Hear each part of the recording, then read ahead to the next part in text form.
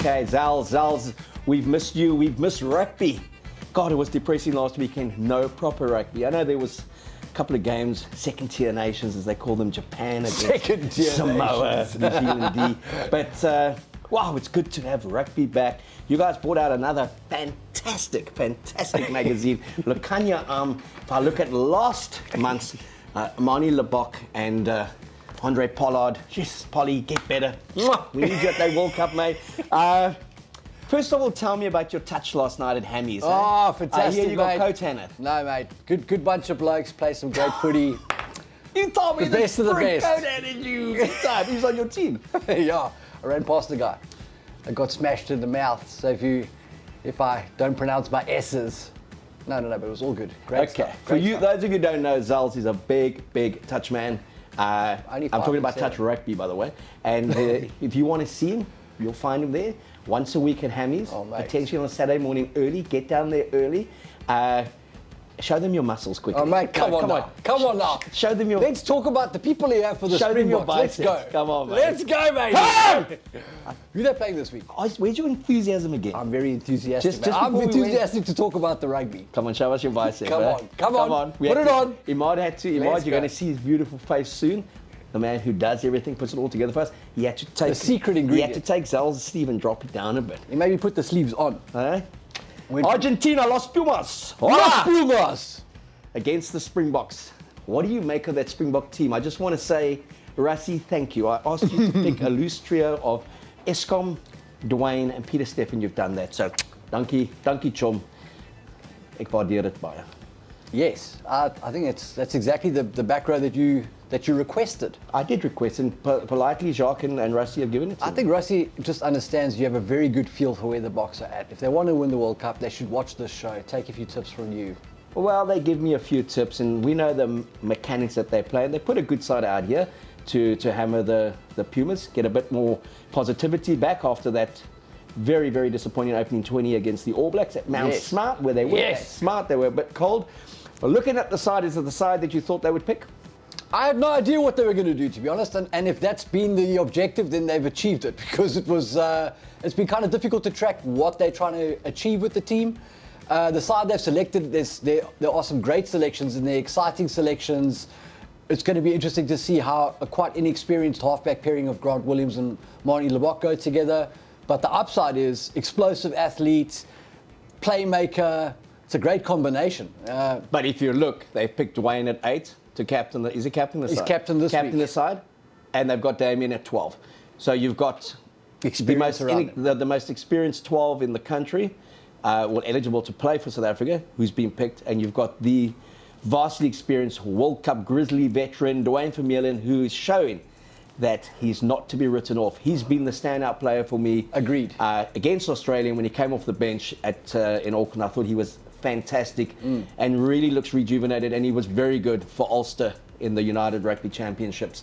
Jesse Krill gets a run. I mean, they flew him all the way to New Zealand for 10 days. He carried some tackle bags. Thank God they're giving him a run. I mean, he's gone all around the world a few times, and he's going to go to the World Cup. They've put faith in him for 4 years. You can't really change that now. No, and I mean, all jokes aside, we need Muscle Tech to perform well this week, because we need to know who is the backup 13 behind Lukanya. What do we do if we have an injury in that position? And is the guy who steps into that role capable? So Jesse's played a lot of rugby on paper. He's got a lot of test matches under his name, behind his name. I'm not sure how many minutes he's got.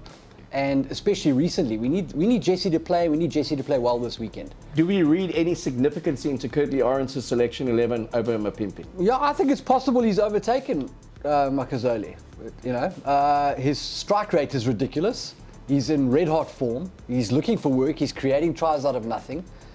He's a lot like Cheslin in that regard, so it's possible. Okay, so it's Willie LaRue at 15, Cheslin Colby. First time ever he's going to be playing at Ellis Park for the Springboks. Incredible that he's never played a test match there.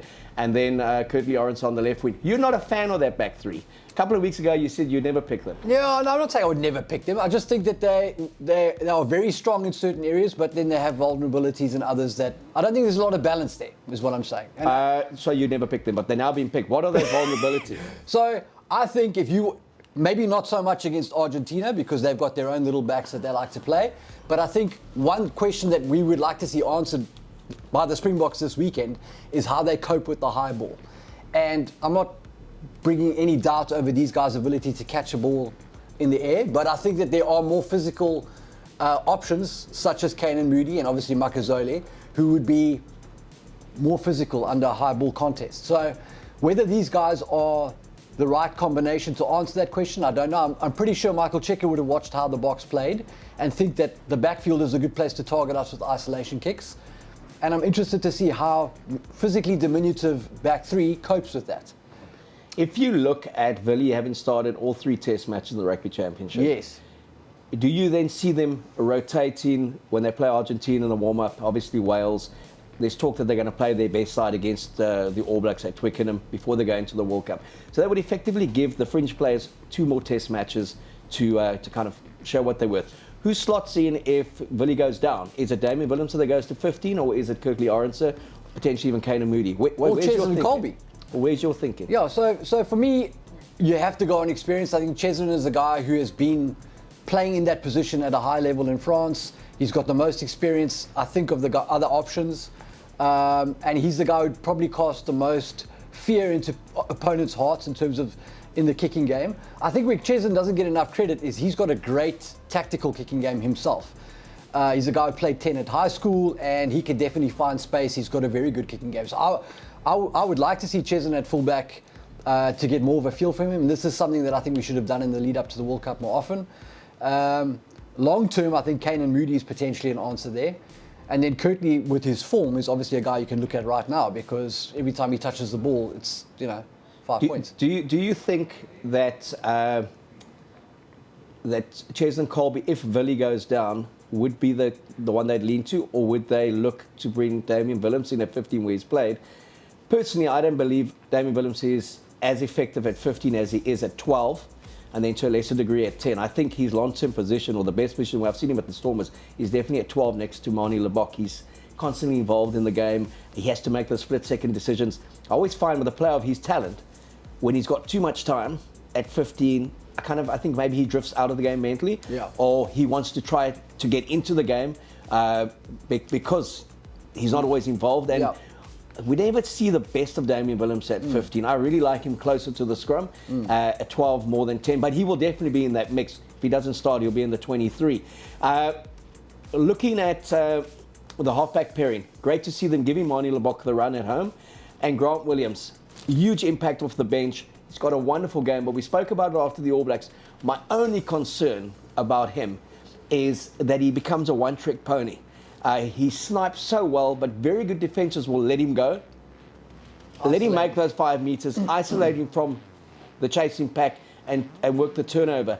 I mean, great coaches always said to very good players who can break once and make it count. And I just find he's going to have to temper that game and find some form of maturity around it in how it's when does he go, or when does he pass, when does he kick.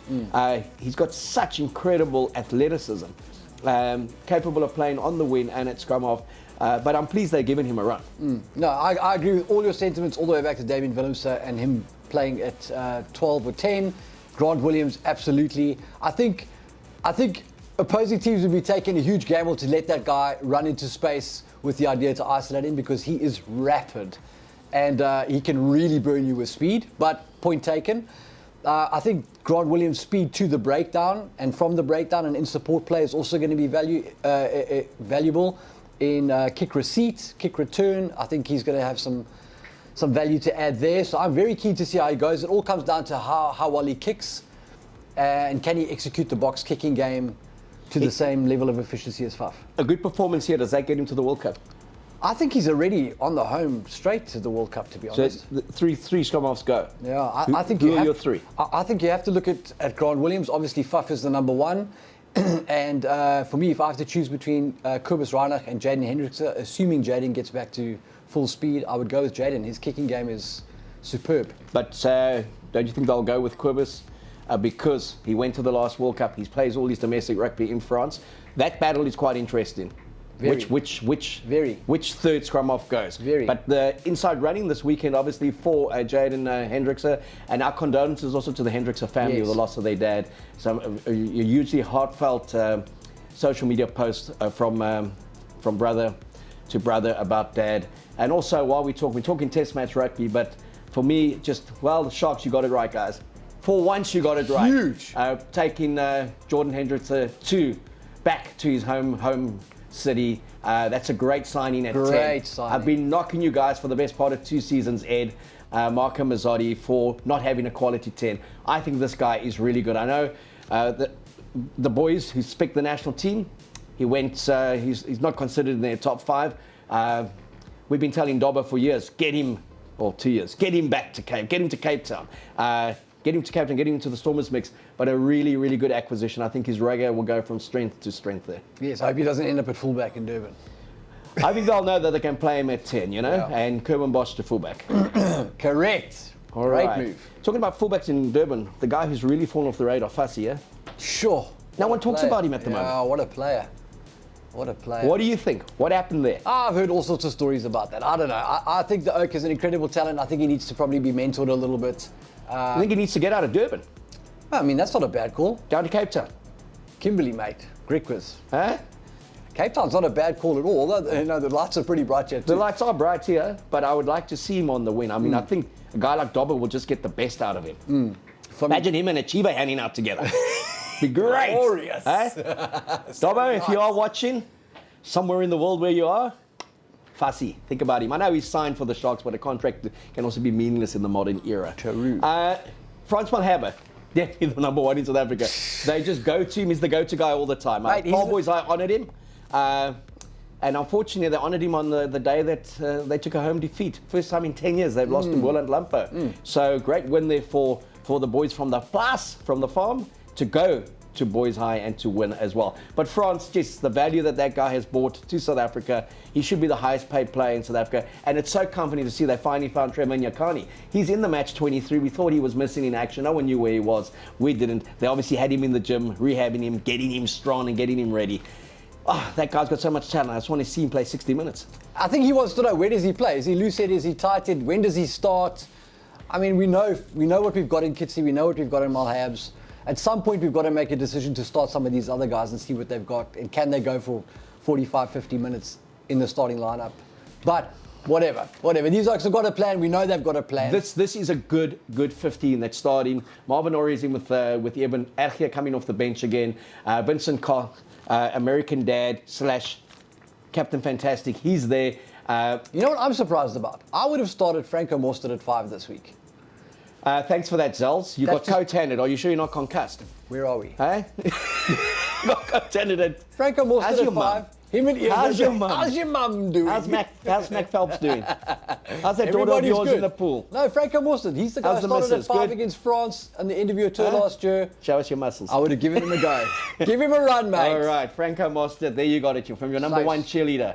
Zels wants you in that box setup, whether you're starting or you're on the bench. He'll be there come the World Cup. He'll be in that 23. You know the engine he's got on it. Underrated. Damien in the match 23. Surprised there? I just know if he's 100% fit with that knee. But see, so I think with him and Lucanio, I think maybe that's the reason they're in that match day 23, is to get them up to speed. Okay. Both of them coming back from knee injuries, and you don't come back easily from knee injuries. It's a nice 23. They've all had game time, so they're not going to be caught cold. The Pumas, historically, they played 13 times in South Africa. They've won 1 in 2015, 37-25 in Durban. It took Hanneke Meyer's World Cup plans and just put them in absolute disarray. They then took another team down to Buenos Aires for the return match. They had to win it, and then they ended up losing to Japan in the pool game. And they finally then got it back. Dramatic defeat, or dramatic win against Wales in the quarterfinal. That great try. The break off the back from Dwayne Vermeulen, the offload to Farida Pre, and try! And then 2018 in the semi-final against New Zealand. But then they came back and won the 3rd and 4th playoff against Argentina. We know how to beat Argentina. We've beaten them a lot. They really do consider us the big brother. We've been so integral to the development of Argentinian rugby, and they are one of the great success stories of professionalism. However, they are one of the biggest losers of us being pulled out of a Super Rugby, because the Jaguares are no more, and most of their players are spread across the world, and that has shown to hinder their performance. Definitely. I thought they were fantastic in getting the win after being demolished by the All Blacks, to get on a plane and then to fly to Australia and win. Fantastic effort. But they don't travel particularly well to South Africa. No, especially not the Highveld. Yeah, so they've won 1 out of 13. That was in Durban. Their average score is 36-18. They've taken 2 big ones at the FNB, 73-3, and at Joburg at Ellis Park, 63-8. But under the Rasmus Jacques Nienhaber era, the average score is 32-18. What's it going to be? South Africa 40, Argentina 18. Okay, we're going to discuss that later in the week because Zels will probably change his mind. No, mate. 40-18, 22 points, mate. You're already putting the score in there. What's the point of the next show? What next show? The Money Man will be joining us later in the week. But in the interim, go to predictsports.com. It's his site. Plenty giveaways over the next 2 months from our wonderful friends at Salute City and at Century City Hotels. And you can win subscriptions to Car Magazine, SA Rugby Magazine, Cape Town, etc. because we are Cape Town based. Oh, what a beautiful cover. Well done to the team that put that one together. Lukhanyo Am, just explain to me your choice of him as cover, as editor of SA Rugby Magazine. Well, I mean, I think Lukhanyo Am is the best outside centre in the world. Doesn't get enough credit for the value that he adds to the box. I think his touches probably got a little bit unrecognised. And we talk about Willie Leroux being a try-assist guy. Lukhanyo Am's at the heart of a lot of what South Africa gets right. So he's a fantastic player, massively versatile, and a centre sensation. Are you saying that he's currently, in your mind, the best outside centre in the world? Yes. I would pick him ahead of Rico Ioane every day of the week. Love this guy. Great player. Are you saying that he's the best outside centre South Africa's ever produced in the professional era? Mate, I mean, it's him and Jacques Fourie. So. Who do you take? Come on, put it on the line. Give me an answer. I'm going to go with recency bias and say Lukhanyo. I think Lukhanyo's got leadership value, and I think Lukhanyo could be a Springbok captain. So I'm going to go with Lukhanyo. So Zal, now editor of SARugbymag magazine, has picked Lukhanyo Am ahead of Jacques Fourie. The people at Monument High are going ballistic at the moment. I wouldn't suggest you go there and do my like mate Martin van Schalkwyk. Yeah, they are going ballistic. Yeah, and it's weird though. Out of sight, out of mind. People forget very quickly. He was fantastic. You know that brilliant 2007 World Cup squad, the '95 Warriors that won the World Cup. People just seem to think 2019. I would love to have seen Yapi Mulder, Peter Miller up against the boys of today because, my God, they were tough and they were an underrated pair. That is true. I've always been a firm believer of not comparing eras and actually just enjoying what we have in front of us. I do really rate this Oak. He is a very good rugby player. I know Laurie Mains didn't think much of him, but he is a very good rugby player and he just gets it and he understands the nuances of the game. And I think there's so much he does off the ball that the TV camera doesn't follow as well. And the box are decidedly different when he's not at 13. And we'll see that again. The insurance policy is that he is at 13 and Jesse can always shift to the win. Worst case scenario, even at 15 where he started his career. Are you comfortable with what they've selected that goes out to Argentina? It's a lovely team, man, and I think we're gonna put some points on these guys and bounce back in a big way. It's a fantastic lineup. All right, well done, Rassie, well done, Jacques. It's always great in the week because we've always got the box to win well. Keep on following the news on SA Rugby Magazine. There'll be an odd thing from Keo on the Keo blog, and then we will be with Money Man later in the week where we look at the All Blacks against the Wallabies. And that's going to be in Melbourne. Eddie Jones says they'll win that one. And if they do, they'll do us a big favour. If we clock the RGs big, then we could still get the Rugby Championship. Thanks for watching. We're 5.3 million views now. Thanks, Imad, for everything you do. You make it look special. And keep on tuning in. There's a time that Zels and I look and think, I wonder why people watch, but you do, and we greatly appreciate it.